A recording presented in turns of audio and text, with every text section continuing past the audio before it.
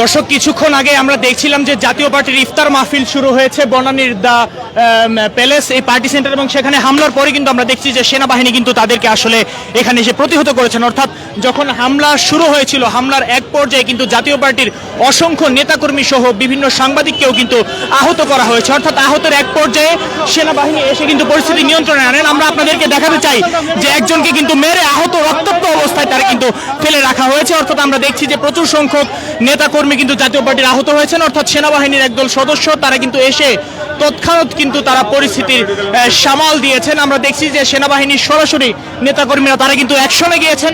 অর্থাৎ অ্যাকশনে যাওয়ার পর কিন্তু আমরা দেখেছি যে এখানে পরিস্থিতি কিন্তু শান্ত হয়েছে। অর্থাৎ একদল বহিরাগত তারা কিন্তু হামলা চালাচ্ছিলেন জাতীয় পার্টির ইফতার মাহফিলে, সেনাবাহিনী এসে কিন্তু পুরো পরিস্থিতি কিন্তু আসলে তারা সামাল দেওয়ার চেষ্টা করেছেন, এবং সেনাবাহিনী আসার পর সেখানে কিন্তু পরিস্থিতি নিয়ন্ত্রণে এসেছে। এবং এখন আমরা দেখছি যে আহত অবস্থায় একজনকে কিন্তু আসলে হাসপাতালে নিয়ে যাওয়ার চেষ্টা করছেন। তিনি অনেকক্ষণ যাবৎ আহত অবস্থায় কিন্তু এই রেস্টুরেন্টের ভেতর কিন্তু তিনি পড়েছিলেন, এবং পড়ে থাকার এক পর্যায়ে কোনোভাবেই তারা কিন্তু বের হতে পারছিলেন না। এবং ভেতরে জাতীয় পার্টির চেয়ারম্যান জিএম কাদের থেকে শুরু করে জাতীয় পার্টির মহাসচিব মুজিবুল হক চুন্নু সহ অনেকেই কিন্তু ভেতরে এখনো আটকা পড়েছেন। অর্থাৎ কিছুক্ষণের মধ্যে আমরা দেখেছি যে কি হয়েছে, আমরা একটু বলেন তো।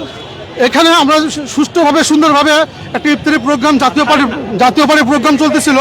ইতিমধ্যে কিছু বৈষম্য, কিছু অরাজনৈতিক সংগঠন এসে আমাদের উপরে হঠাৎ করে চড়াও এবং একের উপর এক ভাঙচুর শুরু করে দেয়।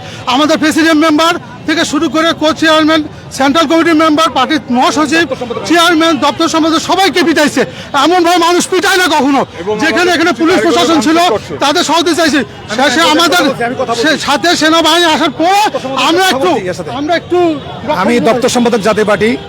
আমি প্রথমে এখানে আসার পরে মহাসচিব বক্তব্য রাখছিলেন, তখন অতর্কিতে 8-10টা ছেলে আইসা হইচই সেগুলো ব্যাপক ভাঙচুর মারামারি শুরু করলো।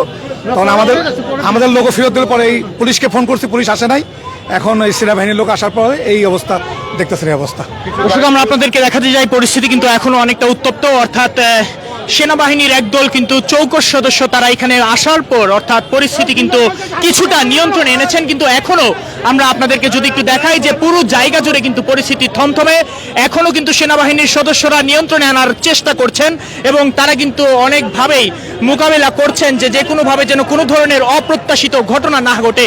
আমরা দেখেছি যে এখন পর্যন্ত অনেকেই কিন্তু আহত হয়েছেন। ভেতরে জাতীয় পার্টির অসংখ্য নেতাকর্মী এই দ্য বুফে প্যালেস বনানীর যে রেস্টুরেন্টটি সেখানে কিন্তু আটক অবস্থায় পড়ে আছেন। দর্শক, কালের কণ্ঠ লাইভে আপনাদের সাথে সরাসরি যুক্ত আছি আমি ওয়াসিফ পার্থ। আমরা আপনাদেরকে দেখাতে যাচ্ছি, বা আপনাদের একজন যে একটু কথা বলতে হবে। আচ্ছা দর্শক, সেনাবাহিনীর তারা দায়িত্বপ্রাপ্ত যারা তারা বলেছেন যে সেনাবাহিনীর কোনো অফিসার যেহেতু নেই, তারা কিন্তু তাদের পক্ষ থেকে কোনো কথা বলতে পারছেন না।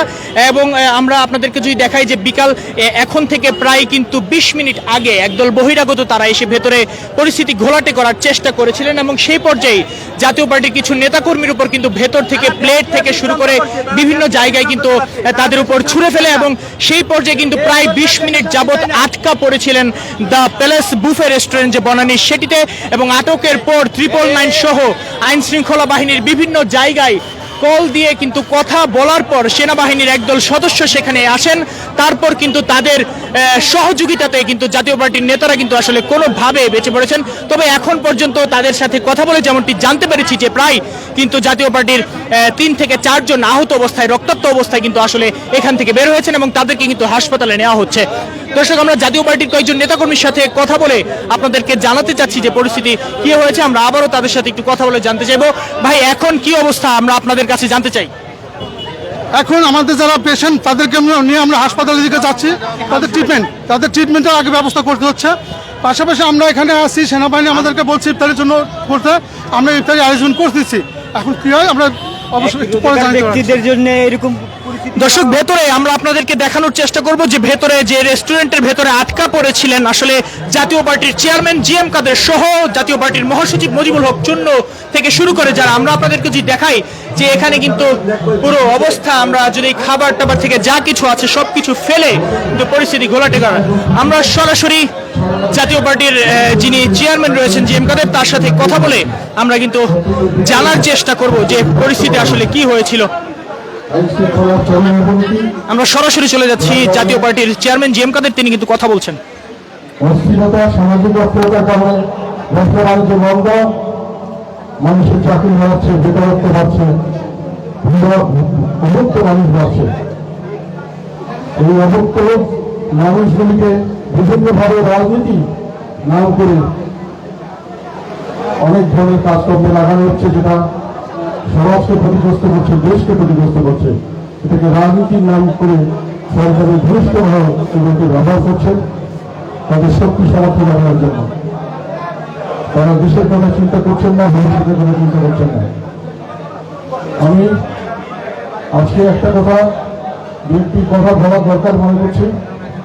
সেই জন্যই আমি মনে করি যে অন্য কথা বলার ছিল অনেক কিছু, হয়তো সময়ের অভাবে বলা সম্ভব হবে না। আমরা সবসময় জাতীয় পার্টি জনগণের সঙ্গে ছিলাম, জনগণের সঙ্গে আছি, জনগণের সঙ্গে থাকবো।